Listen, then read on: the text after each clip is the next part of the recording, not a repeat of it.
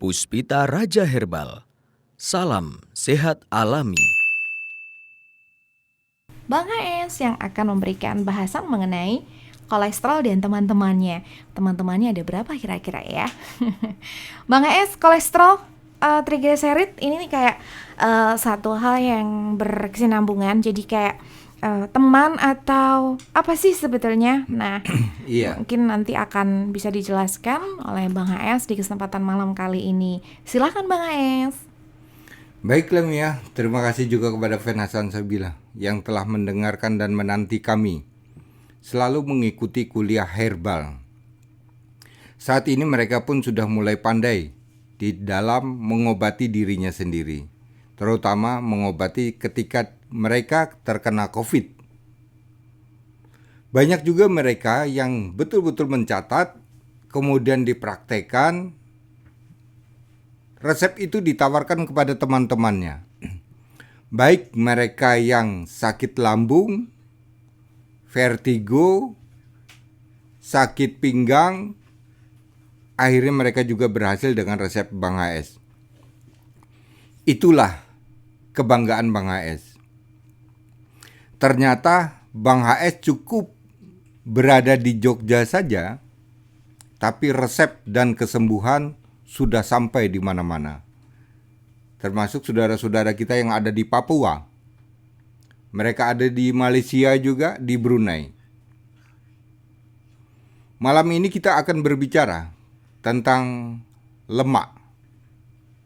Lemak itu sementara kita mengetahui lemak hanya terdapat di dalam darah dan gampang dilarutkan, kesimpulan kita sementara itu. Kalau saya hipertensi dengan kolesterol tinggi, ini lebih takut kolesterol tinggi daripada hipertensi. Karena hipertensi mudah untuk disembuhkan.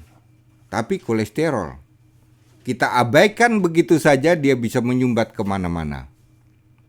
Nyumbat ke jantung, ke sendi, tulang belikat, mata, bahkan pembuluh darah otak. Banyak mereka yang mengabaikan tentang kolesterol ini. Setiap berkonsultasi, yang menjadi titik periksa atau titik cek lab itu adalah asam urat, gula, tensi. Rata-rata kolesterol mulai ditinggal.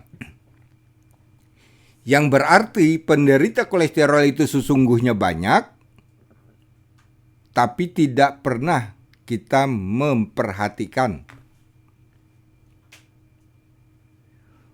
Kolesterol juga termasuk salah satu unsur yang menghambat obat itu masuk.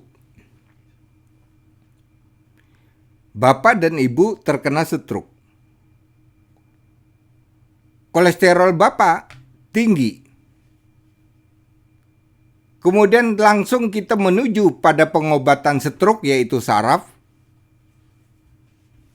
Tanpa mengabaikan adanya kolesterol tinggi, mustahil ini akan sempurna. Itulah, kolesterol bisa menghambat di dalam perkembangan kesehatan. Begitu juga mereka yang diabetes. Banyak diabetesnya yang menyatakan diri bahwa diabetes saya itu sulit sekali untuk turun, Pak Hasan. Semua ramuan sudah saya coba. Obat sudah saya coba. Tapi tidak juga turun. Begitu ditanya,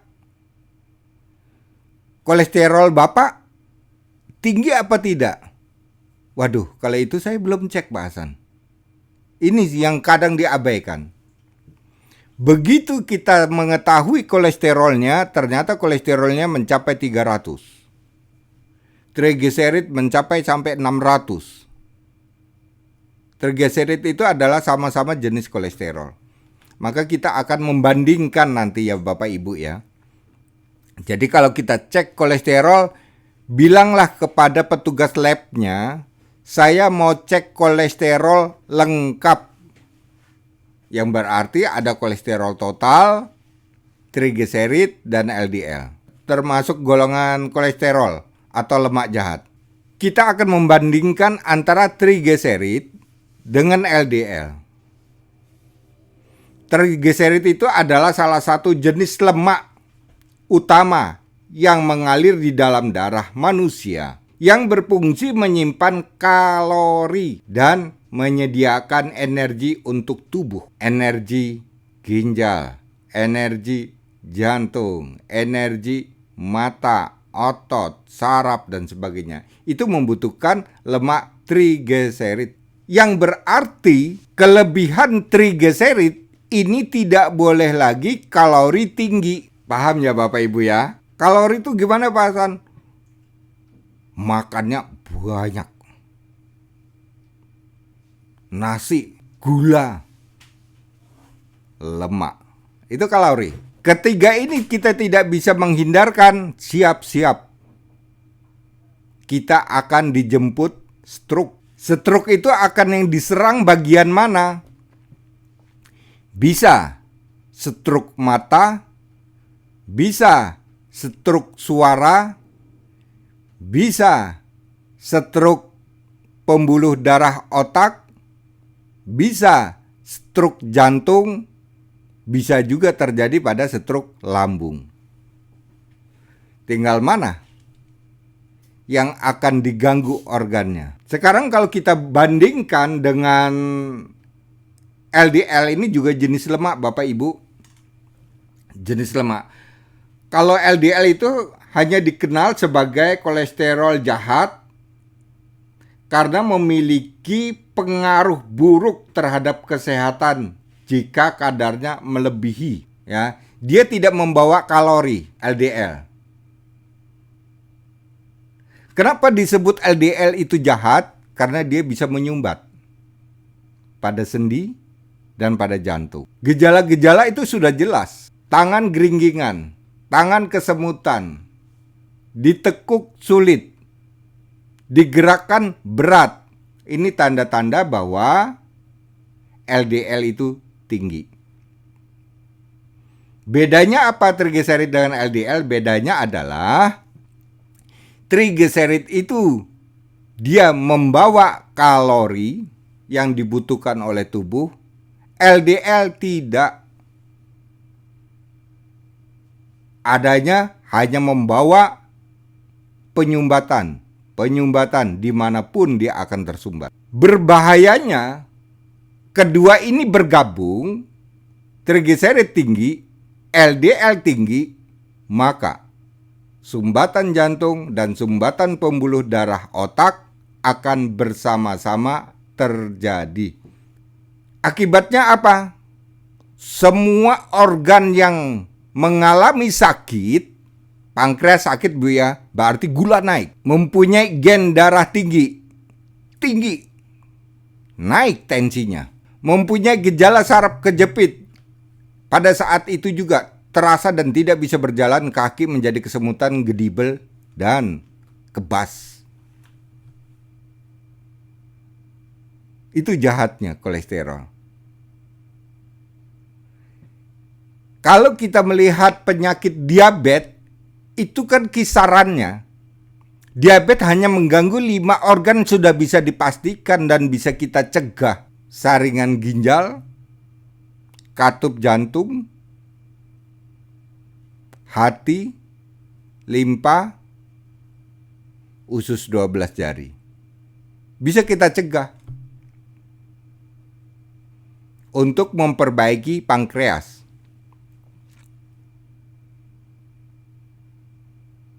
Akan tetapi kalau kolesterol bisa di mana-mana. Dia bisa membentuk benjolan-benjolan. Orang tahu bahwa benjolan itu tumbuhnya kebetulan di payudara. Dia anggap itu adalah kanker payudara, padahal tidak. itu tumpukan lemak. Kadang bisa tumbuh di pantat, bisa tumbuh di leher, bisa tumbuh di pipi, kadang bisa tumbuh di ujung jari benjolan tersebut. Itulah jahatnya kolesterol.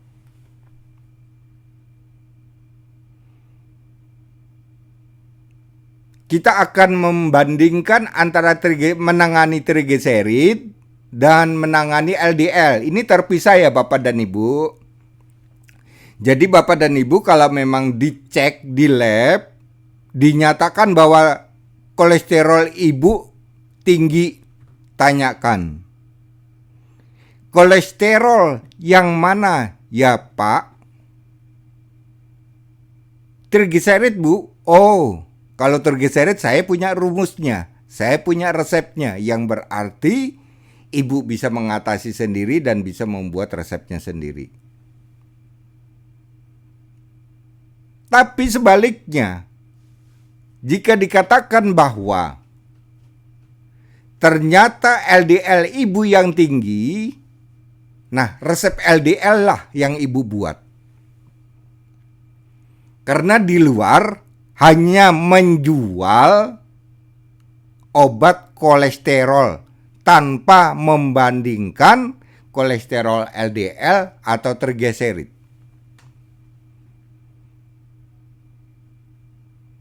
Itulah saya mempelajari ternyata kolesterol itu tidak semudah yang kita bayangkan bahwa minum obat turun aman, tidak. Ada bagian-bagian kolesterol yang harus kita pangkas, harus kita tangani. Kita bisa menggolongkan, Bu, sifat daripada trigliserid. Secara teori bahwa dia berfungsi menyimpan kalori. Berada di golongan mana saja kelompok ini dalam makanan seperti gajih, 2 otak kambing, 3 jelantah, 4 kaldu daging ya Bapak Ibu ya. Yang kelima adalah jenis santan yang dihangatkan. Ini golongan trigliserid, Pak. Kelompok makanan yang bisa memicu kalori, yaitu pada golongan-golongan trigliserid atau lemak jahat trigliserid. Sekarang saya bandingkan. Jenis makanan yang bisa membuat lemak itu jahat dan berlebih masuk pada golongan LDL. 1. Cumi. 2. Telur puyuh.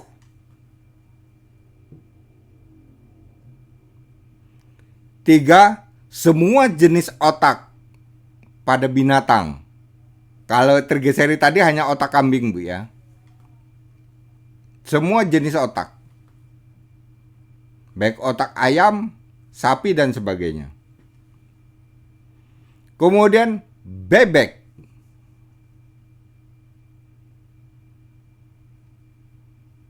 Jenis makanan martabak.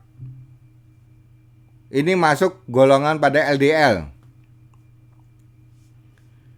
Kemudian susu cair dalam kemasan. Ya, siap saji. Jadi janganlah kita membiasakan anak kita dikasih minum siap saji. Sama saja kita membunuh anak kita sendiri dengan menyumbat pada pembuluh darah jantung. Maka sekarang banyak anak di usia-usia muda, trigliseridnya tinggi, LDL-nya tinggi. Karena apa? Kesalahan orang tua di dalam memberikan menu-menu makan sehari-harinya.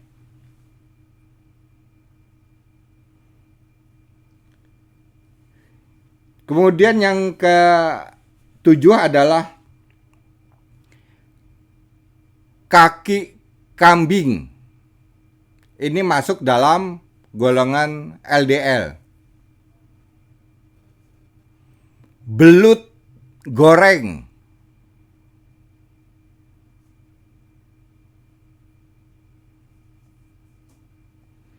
Lidah sapi. Ya, berbanding jauh ya Bapak ya.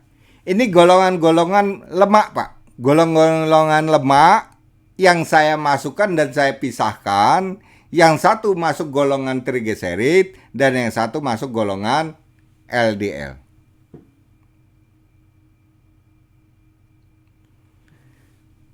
Kemudian Bapak dan Ibu,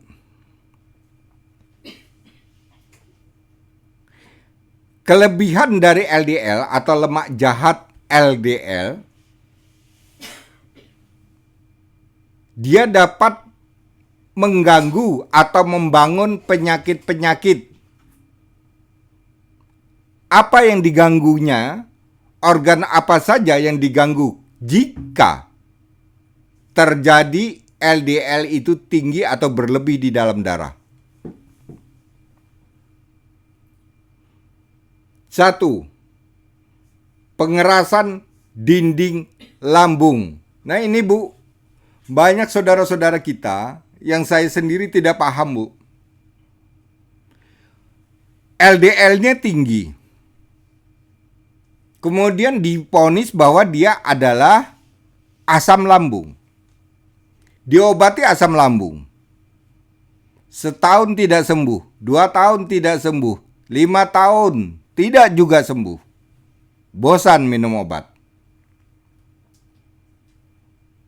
Kenapa? Ternyata dinding lambung dilapisi ketebalan lemak LDL.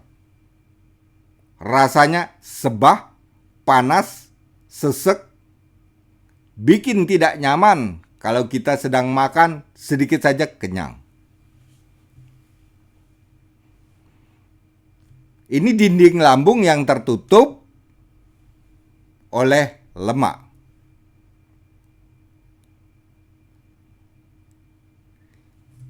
Yang diponis asam lambung tadi dikasih dengan obat pelarut atau penghancur lemak LDL, 1 minggu sembuh, 5 tahun dibanding 1 minggu. Artinya di dalam membaca penyakit harus peka. Tidak boleh kita harus buru-buru.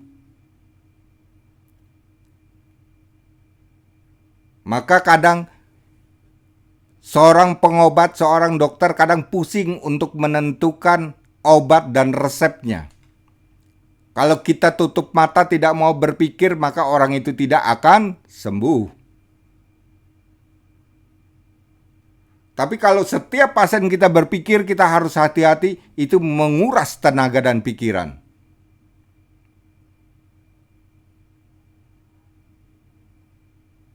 Maka atasilah. Kalau memang terjadi Bapak dan Ibu konsul, Pak, saya divonis asam lambung. Sudah berapa lama Bu? Sudah 2 tahun. Sembuh tidak? Tidak. Saya kasih obatnya Bu. Oh iya Pak, siap. Begitu dikasih, kok kolesterol? Ibu pasti akan bertanya, loh Pak, saya itu kan kolesterol saya kan bagus, normal. Lupa bahwa dinding lambung sudah tertutup kolesterol yang tinggi. Terbentuklah plak kolesterol dinding lambung. Lupa bahwa dia pernah menderita kolesterol tinggi dan sudah berbentuk plak. Diobati tapi tidak dibuang, tersimpanlah di dalam darah. Maka Resikonya terjadi kolesterol itu kering atau mengental, tumbuhlah dia plak pada dinding lambung. Lebih berbahaya kan Ibu? Caranya bagaimana? Dibuang, keluarkan lewat usus halus. Buang lewat BAB. Penyakit harus kita buang, Bu. Yang namanya penyakit, ya Bu ya, harus ini menjadi catatan kita ya. Yang namanya penyakit harus dibuang dari dalam tubuh. Bagaimana cara membuangnya? Cara pembuangan, 1. Melalui BAB. 2. Melalui urin atau pipis. 3.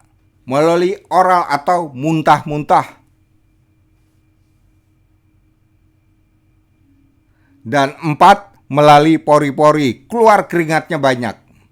Ini bagus. Ini mengeluarkan penyakit. Kita sudah diberikan jalan untuk membuang penyakit. Tentunya ini semua ciptaan Allah yang kita tidak mengira.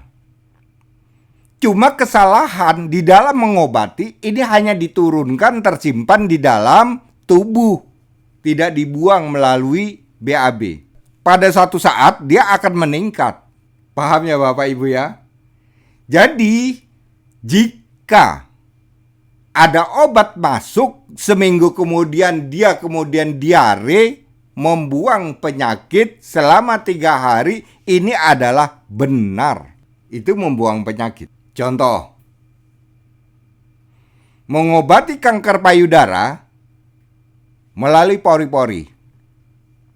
Dan dia harus menjebol pori-pori yang bumpet karena tumpukan-tumpukan penyakit sel kanker yang beredar di dalam payudara, ditambah dengan kolesterol tinggi, kemudian pecahlah pada benjolan payudara, keluarlah nanah. Itu penyakit, itu harus kita hadapi.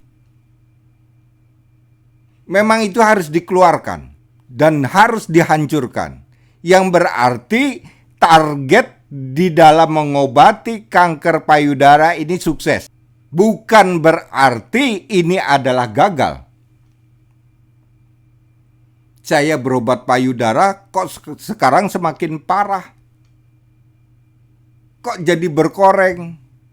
Itu tanda-tanda bakteri. Busukan yang selama bertahun-tahun tidak bisa keluar. Begitu keluar, airnya menjadi koreng. Begitu keluar, baunya luar biasa dan bernanah.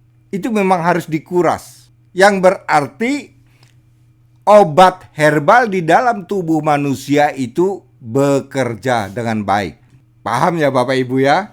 Jadi jangan salah kira bahwa kok terjadi seperti ini. Jangan salah kira ya. Ini memang 4 hal kita harus mengeluarkan penyakit, termasuk pori-pori ini tadi. Pori-pori buntu, jebol, pecah, keluarlah kotoran. Paham? Mari kita lanjut Bapak Ibu ya. Kemudian dia bisa membentuk polima atau benjolan-benjolan Ibu. Ya, ini golongan LDL Mas Ibu ya. Membentuk benjolan-benjolan seperti saya katakan tadi. Yang lebih malu muncul benjolan pada pipi. Jerawat bukan, tumor bukan, ternyata bentuk polima atau bentuk lemak yang menggumpal. Terus yang ketiga terjadi pengerasan sendi lutut. Nah ini Ibu jangan heran ya, Pak saya kok sendi lutut saya kok kaku ya. Langsung Ibu beli yang untuk lutut, entah mereknya apa saja. Kaku pada lutut yang berarti lutut sudah ditutup dengan jaringan lemak. Terjadilah pengerasan. Lemak itu kalau kita gambarkan Ibu membangun rumah. Bata sudah naik. Kemudian dilepo.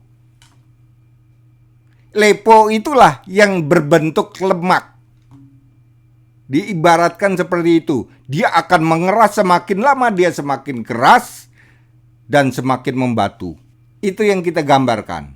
Nah, caranya bagaimana untuk menghancurkan? Ada tekniknya sendiri, ada metodenya sendiri untuk menghancurkan lemak yang kering. Jadi tidak harus diturunkan, Bu, kalau sudah berbentuk kering. Itulah yang disebut plak kolesterol. Plak itu sudah bentuk kering, Bu. Kemudian pada pengerasan pada jari-jari tangan. Jadi sering kaku ya, pada tangan sering kaku. Ini artinya tanda-tanda ini bukan asam urat. Kadang banyak orang bertanya, "Pak, saya sudah cek lab, asam urat saya bagus. Tapi ini kok kaku ya, Pak ya?" Ini sering mereka yang bertanya seperti itu. Ini artinya kolesterol sudah menutup pada sendi-sendi. Coba perhatikan pada pasien-pasien saya yang jarinya kaku. Begitu kaku, saya kasih Planatur dan Arda. Kenapa dia bisa lemes? Itulah yang saya ceritakan sekarang. Lemak dapat menutup jaringan jari-jari sehingga kaku, tidak bisa ditekuk. Bukan berarti itu kapur atau pengapuran, tidak. Karena unsur kapur itu harus terbentuk dari tingginya kalsium. Berarti bapak dan ibu sejak bayi hingga dewasa selalu mengkonsumsi susu.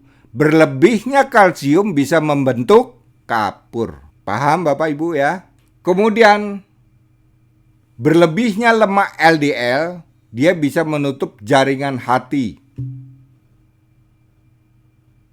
Sudah tahu bahwa hati dia menyimpan lemak, protein, HB. Begitu jaringan hati atau otot hati atau pembuluh darah hati tertutup, lemak yang beredar sebanyak-banyaknya karena hati tidak bisa lagi mendistribusikan lemak pada tubuh. Kenapa? Tertutup. Jalannya sudah buntu. Muncullah istilah hepatitis. Bengkak seluruh badan.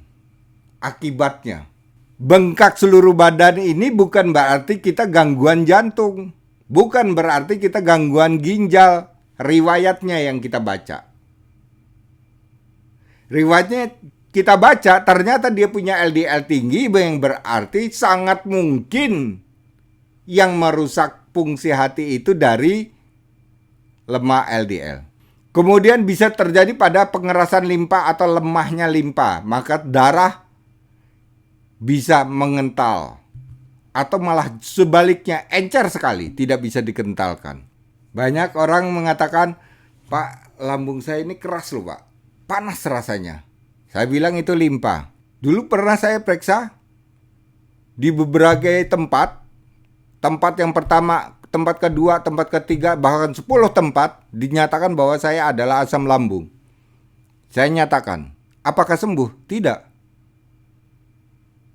Tidak sembuh, vonisnya ke asam lambung. Riwayatnya dari LDL. Terjadilah pengerasan pada limpa. Pengerasan pada limpa ini gejalanya adalah perut sebah keras dan naik kepada ulu hati, panas, pita suara menjadi rusak, mata menjadi kabur. Dan yang ketujuh, LDL itu bisa menyumbat pada pembuluh darah jantung. Tidak perlu dikasih ring kalau kasus ini. Ada kasus bahwa bapak divonis adalah penyumbatan jantung. Artinya ada faktor atau unsur yang menyumbat sehingga jantung itu bermasalah. Hancurkan sumbatannya. Habislah dia. Tidak perlu dikasih ring. Hancurkan sumbatan, jantung merdeka. Bebas dari penyakit. Itulah cara penanganan. Nah, kemudian kita bandingkan efek daripada trigliserid terhadap organ tubuh. Ya, tadi LDL Pak ya. Sekarang kita kembali pada trigliserid. Kita bandingkan. Lemak menebal pada kornea mata, hati-hati. Penebalan lemak pada kornea mata ini adalah jenis lemak trigliserid. Yang kedua, mengeras pada pembuluh darah otak. Ingat, LDL tidak akan menyumbat pada pembuluh darah otak, tapi jantung. Paham ya Bapak Ibu ya? Ini perbandingannya. Yang menyumbat pembuluh darah di otak, ini tugasnya dari trigliserid. Menyumbat pada pembuluh darah jantung atau sumbatan jantung, ini adalah kelompok-kelompok LDL, lemak jahatnya. Yang ketiga, dia dapat merusak fungsi hati, sama ya. Kalau sistemnya tadi, kalau LDL dia menyumbat, tapi kalau trigliserid dia merusak fungsi hatinya, seperti saraf pada hati, otot pada hati dirusak. Maka kalau ini bersatu, sama-sama tinggi, bahaya. Sulit untuk mengatasi. Maka jangan sampai ini terjadi pada diri kita. Yang keempat, membentuk kapur pada tulang. Bisa Pak. Trigliserid karena dia punya kalori, dia bisa membentuk kapur pada tulang. Tinggal tulang mana yang dihinggapi. Bisa tulang punggung, bisa tulang sendi, bisa jari-jari, bisa juga tulang leher. Dia bisa membentuk kapur. Kenapa? Karena dia menyimpan kalori. Kalau LDL tidak. Dia tidak akan menyimpan kalori. Ya, inilah perbedaannya Bapak dan Ibu ya. Terus yang kemudian, yang kelima juga terjadi penebalan pada telapak tangan dan kaki.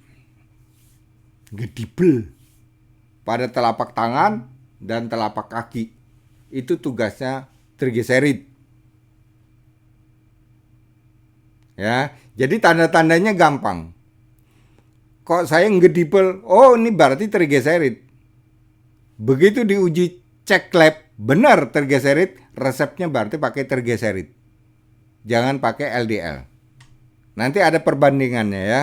Kemudian yang keenam yaitu mengerasnya otot dan saraf pada bagian kaki, tangan, leher. Keras.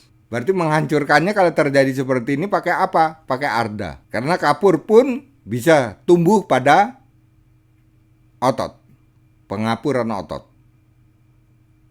Terjadilah otot menjadi keras. Yang ketujuh, batang leher dan bahu keras dan kencang. Seperti batu. Yang kedelapan, dia dapat merusak pita suara. Kalau LDL tadi, dia dapat menyumbat. Trigliserid dirusak Pak, pita suara. Pembuluh darah dirusak, saraf pita suara dirusak. Ini lebih kejam lagi. Banyak orang yang tidak mengenal tentang trigliserid. Terus yang kesembilan, dia dapat mengganggu sistem kerja otak, memori, sering lupa, sering blank, lambat berpikir. Endingnya tremor. Ini trigliserid Pak, golong-golongan trigliserid. Apakah orang tremor ini harus dikasih obat saraf? Tidak. Hancurkan trigliseridnya. Paham ya Bapak Ibu ya? Nah kemudian kita akan membuat resep. Bapak simpan baik-baik. Karena resepnya ada 2 bagian. Resep yang untuk trigliserid dan resep untuk LDL. Ini berbeda. saya dahulukan. Kasih judul resep lemak LDL. Daun serigunggu 20 lembar. Kemudian daun kayu putih 20 lembar. Daun seruni, bunga seruni ya Bu ya, tapi daunnya 20 lembar. Daun pace atau mengkudu 4 lembar. Cuci bersih, direbus airnya. Kan masing-masing 20 lembar ya. Baik. Berarti airnya 6 gelas. Nggih. Jadi 3 gelas. Ini untuk melarutkan lemak LDL atau membuang dari dalam tubuh. Makanya ada daun pace tadi. Daun pace itu menghantar untuk membawa ke usus halus. Baik. Itu daun pace ya, jangan ketinggalan Bapak Ibu ya. Kemudian Bapak dan Ibu, kita kembali pada resep trigliserid. Kemudian resep lemak trigliserid. Laos merah 10 iris, pala 1, temulawak 10 iris, blimbing wuluh 4. Buahnya ya Pak ya? Ya, buahnya. Jahe emprit 3. 3 ruas. Betul. Nah, jadi kan nampak berbeda Bu ya. Bapak Ibu, antara resep LDL dengan resep trigliserid itu nampak berbeda. Ya. Airnya untuk trigliserid 5 gelas dijadikan 2 gelas. Baik. Itu untuk trigliserid. Ya. Jadi Bapak dan Ibu, ketika kita cek apa yang tinggi kolesterol kita, maka resep itu yang digunakan. Katakanlah trigliserid tinggi, berarti cukup trigliserid yang kita obati. Baik. Tidak perlu Bapak menggabungkan. Sementara LDL bagus, Bapak gabungkan, turunlah LDL. Padahal di tubuh di dalam tubuh dibutuhkan. Tapi Bapak buang. Terjadinya apa? Kulit mudah keriput, cepat tua. Karena lemak kita kuras. Ya, itu Bapak Ibu ya. Jadi perbandingan antara lemak trigliserid dengan lemak LDL sudah Bang HS kasihkan. Resep pun sudah saya kasih. Perbandingannya sudah jelas. Nah, produknya yang berhubungan dengan trigliserid, produk kita namanya Arda.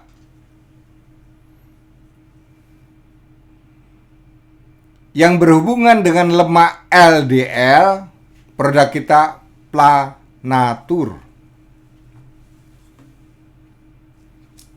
Ya. Jadi Arda dan Planatur berfungsi beda walaupun sama-sama untuk lemak. Mudah-mudahan bersama Bang AS kita selalu sehat. Puspita Raja Herbal, kami tidak kemana-mana, tapi ada di mana-mana.